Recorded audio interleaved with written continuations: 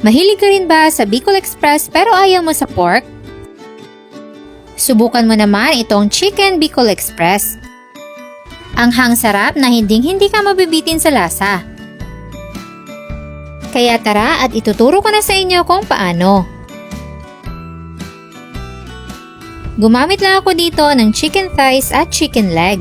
Depende na sa inyo kung gaano kalalaki yung cut na gusto nyo.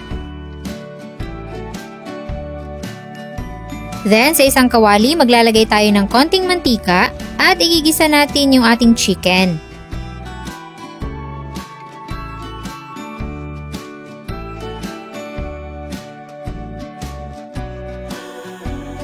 Habang ginigisa, titimplahan natin ng konting asin at paminta.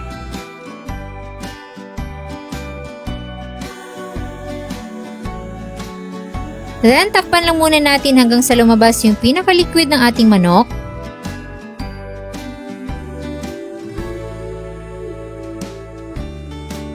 At kapag ganitong lightly brown na, iset aside lang muna natin.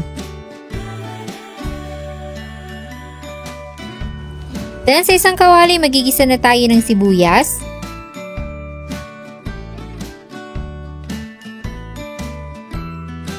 bawang,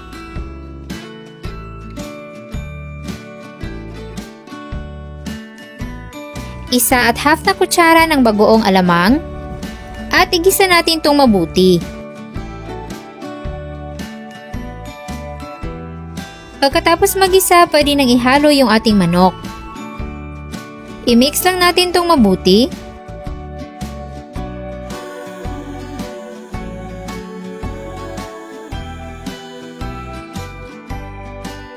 Tsaka tayo maglalagay ng kakang gata. Nasa 1½ cup ng pure gata yung ginamit ko.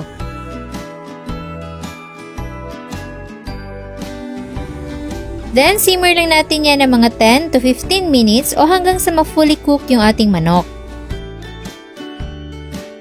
Tapos, maglalagay tayo ng green beans para naman meron ding gulay yung ating Bicol Express.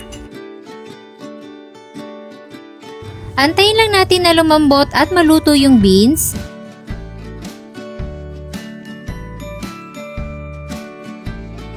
Tapos, pwede na nating ilagay yung ating siling haba. At maglalagay din ako ng siling labuyo. Haluin na lang natin yan at i-simmer ng ilang minuto para umanghang na yung ating dish.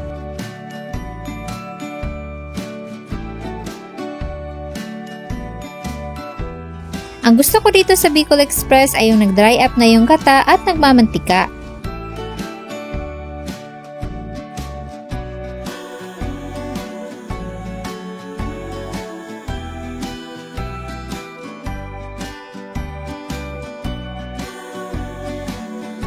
At ayan, ready to eat na ang ating Chicken Bicol Express. Siguradong taob na naman ang kaldero sa nagmamantika at maanghang na ulam na to.